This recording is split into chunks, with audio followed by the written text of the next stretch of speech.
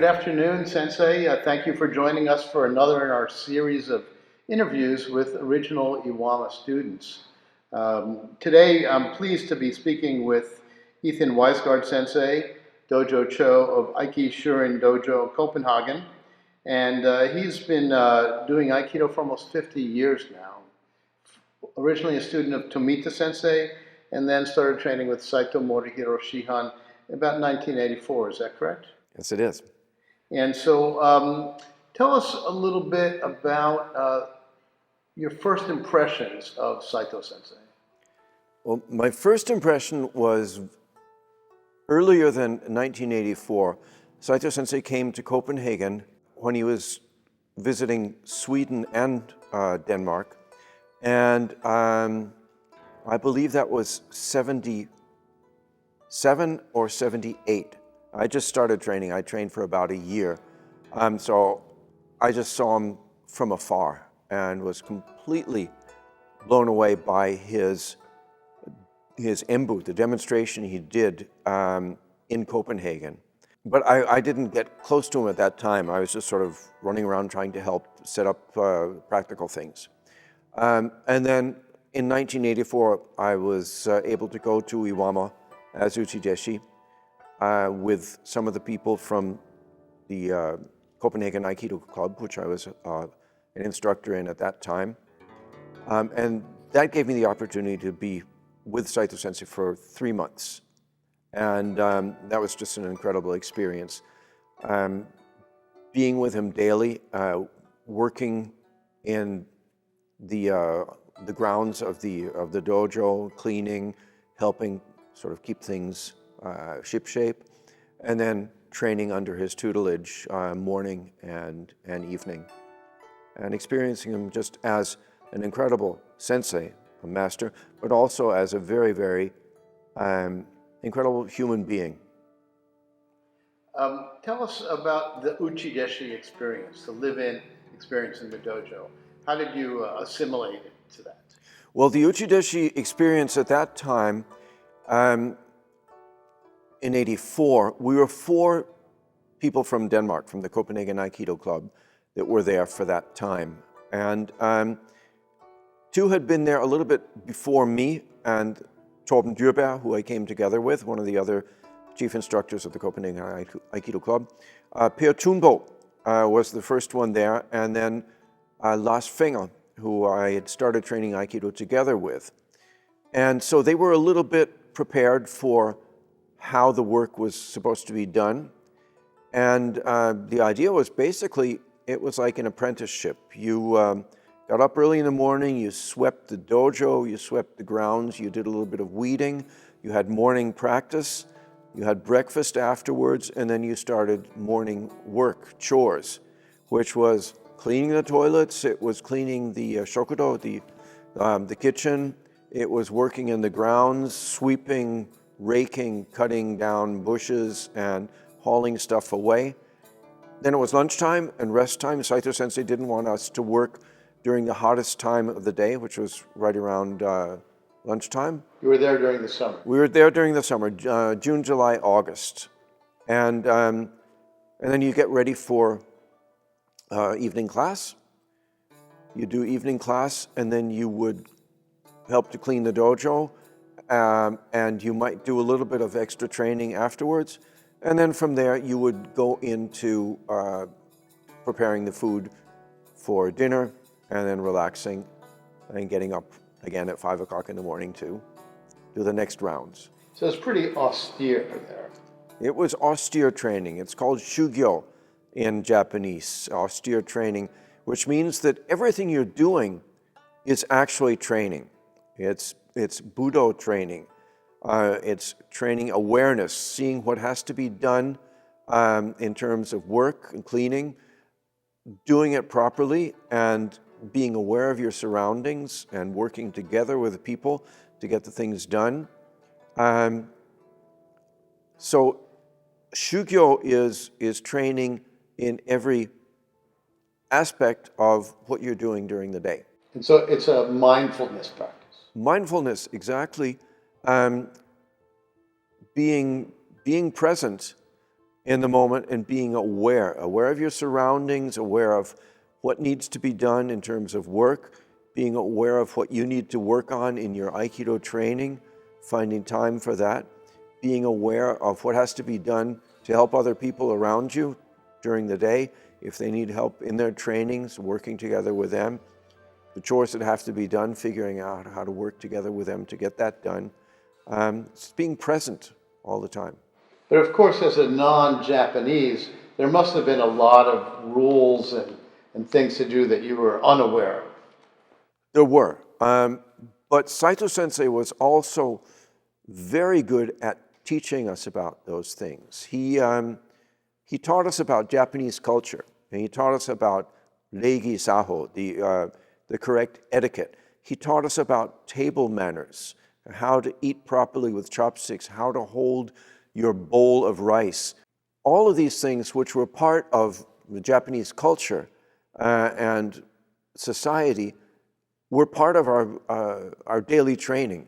And so I'm really thankful to him for that it wasn't just techniques, it was very much about the culture in Japan.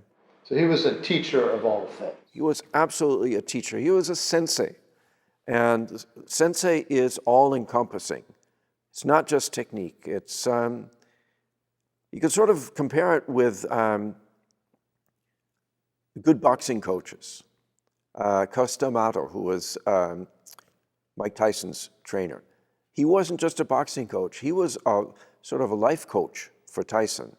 And you'll find that in other areas where the people who are training you not only for the martial art that you're doing, but they're training you as a human being as well. Saito Sensei was doing that for us too.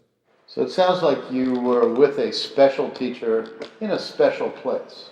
Iwama was very special, and sometimes you might lose track of the fact that you were in O-sensei's dojo, the dojo that O-sensei built from the ground up together with other people, and that he trained in daily and where he lived.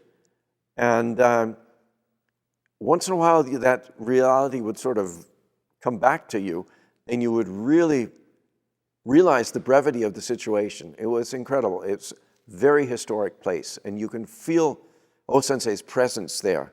And now you can feel Saito Sensei's presence as well. So you talk about this very joyously, but I'm sure there were some difficult times along the way. The word definitely. Part of Shugyo is learning how to deal with being admonished for things that you should have done in one way and you did differently. Being able to not crumble under pressure. And Saito Sensei would get angry. He had a powerful temper, and he would let loose if there was something that wasn't done correctly. But that was part of the training. He wanted to let you know what was going on. It wasn't done from a hateful position. It was done from anger because he wanted you to do things as best as you could. And he wouldn't hold a grudge against you if you did something that he got angry at. He'd let loose, and then the storm clouds would pass, and he'd be fine again. It was austere training. So we're talking about a time in 1984, but you were able to develop a close relationship with Sensei, one that spanned many countries and decades, in fact. It did. In 1984, when I was there for 3 months, I also met my wife, who was from the Ibaraki area. And that brought me even closer to Saito Sensei in many ways. It brought me, of course, closer to Japanese culture. And he would jokingly say to people that Ethan he's Danish on that side and he's American on that side. I was born in the States. And he said he's Japanese in the middle. And I really took that as a great compliment. because he saw that I was really trying to immerse myself in the culture, which I love and which is a very important part of my life, not only through my family, but also through my connection to Saito Sensei. I wanted to be able to speak with him and to understand what he was saying. He didn't speak English. Not only to learn Aikido from him, but to learn from him in general about all of those things that he would share with us. So what are some of those enduring lessons?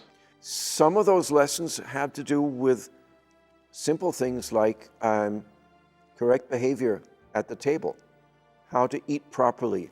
And a lot of it was based on Budo, the way that you hold your chopsticks and bring the food up to your mouth. The chopsticks are supposed to come in from the side and not from the front. He would point out that if you point your chopsticks to the front, somebody could do that, and that would be an opening in your defense. And the same thing with the bowl. He said you should hook your thumb over the rice bowl, which is actually not really proper etiquette. But for Budoka, it is, because if you don't have the thumb locking the bowl, somebody could hit the bowl and you get the rice over you, and that would be an opening for an attack. So things like that, he would teach us from a table manner perspective, but also connecting it to Budo. It was fascinating. And you hosted him many times in Europe. Yes, the Copenhagen Aikido Club hosted Saito Sensei. I don't have the exact count, but we did 5-day summer camps throughout about a decade. We tried to do them about every second year. Sometimes it would be every third. And it was very intensive. We had Saito Sensei for 5 whole days, all the way through, morning, afternoon, and evening. So we'd be training 3 times a day. And then in the evening, we would have time to relax and eat and drink and talk. And he would just open up so much about all sorts of things. Not so much about Aikido. That would sort of happen during the day. But it would be just sort of interesting conversations about all sorts of different topics. It was an incredible experience to be with him for that amount of time. It was very intense. So he wasn't only a personality, he shared many really insightful methods for both on and off the mat instruction. He did. He was an amazing teacher. He had a mind like a computer. He was very systematic, but he was also very good at pedagogical techniques. He would think about how to transmit what he learned from O-sensei in a way that as many people as possible would be able to understand what was going on. He was going into sort of an area of taboo, because in Japanese society, traditionally, you're not supposed to divulge all those secrets. You're not supposed to make it easier for the students to learn. They have to struggle for it. There's a saying in Japanese, waza o nusumu, to steal the techniques. You have to steal the techniques from your teacher. But he went past that. And it was a very sort of selfless attitude towards him being a teacher. He wanted as many people as possible to get what he was teaching. So he devised these kind of didactic ways of conveying what it was he was teaching, breaking techniques down into parts, counting your way through the movements, and then afterwards learning how to connect them. He would explain what it was you were supposed to be doing and what you shouldn't do. Great ways of teaching that really brought the techniques home to many of us. So this is what's now called the Iwama method. It is. And he would point out that the people who were coming to Iwama were doing teacher training. When he wanted to admonish us for something, he had 2 ways of doing it. One was the dame method. And everybody who's trained in Iwama knows dame. Dame means bad or wrong. And it's something that you would normally admonish a child with, that word or that term. but he used it for everybody when people weren't doing what they were supposed to be doing. And it was supposed to shake you up and make you more sharp and aware. And then when he saw that you were a little bit closer to doing it the right way, he would smile and sort of give you a kind of signal that, okay, you're on the right path. The other way he would admonish us was, he would say that if you don't understand the differences in the techniques, the variations, you wouldn't be able to teach. And for him, that was sort of that was a real way of scolding us, because of course he knew that we wanted to be able to teach what we are learning so that we could do the same thing that he was doing, which was to bring the techniques out to as many people as possible. Sensei passed away in 2002, and you, although you were teaching beforehand, you started Copenhagen Aikishuren Dojo about a year after that? Yes, in 2003. And so how has your time with him and your time in Iwama influenced your own role as now a teacher for decades? I always think of him in every class. And whenever I start a technique, something pops up, some memory of him doing something within the realm of that technique. Some things that he said, some movements that he specified. And I try to not only talk about the technical aspects of what he was teaching, but also to talk about the memories that I have of him as a person and the way that he treated me and others, the way he behaved. He had a great sense of humor. He could be really, really funny, and he liked being sort of silly once in a while. And I like to tell stories so that people get a feeling of him as a person, not just as a teacher and a master technician. Maybe you could share one story with us? When we were out working outside during the day, there was an outside water faucet that was used to fill up buckets that we could use for cleaning. And Saito Sensei would putter back and forth on a little moped from his house and then over to the dojo. So he came on his moped and parked the moped next to the water faucet outside. There was a Japanese uchijeshi there who was a little bit new, and he was quite nervous about having to help Sensei. So he's standing there, and Sensei's sort of ordering us around to fix the faucet, and you weren't supposed to lean on it, but you were supposed to make sure that he had to fix the top, the spigot, and things like that. And when Sensei was getting us to work, he would yell at us. It was basically sort of the standard form was he would yell in order to get something done. That's the way that many older Japanese gentlemen and ladies actually want to get things done. They'll yell at you until you get it done. They'll go, okay, good. So he was sort of yelling and bossing us around, and we finally got it all to work. And the Japanese uchijeshi was still quite nervous. He's even more nervous because Sensei was yelling and screaming. And then he got it done.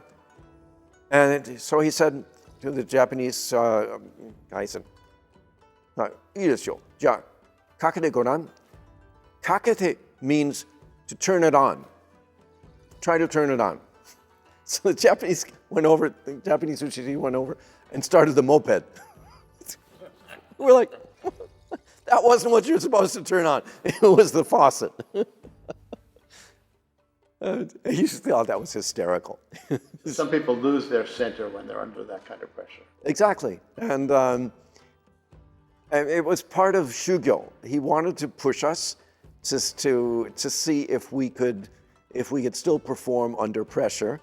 But sometimes the situation was just such that he could see the humor in it. So now that you've been doing Aikido for almost 50 years, what advice do you have for those who are starting or maybe don't have 50 years in their own training history yet?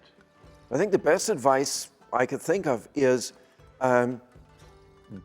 don't expect to be able to do the techniques perfectly from the beginning. don't be afraid of making mistakes.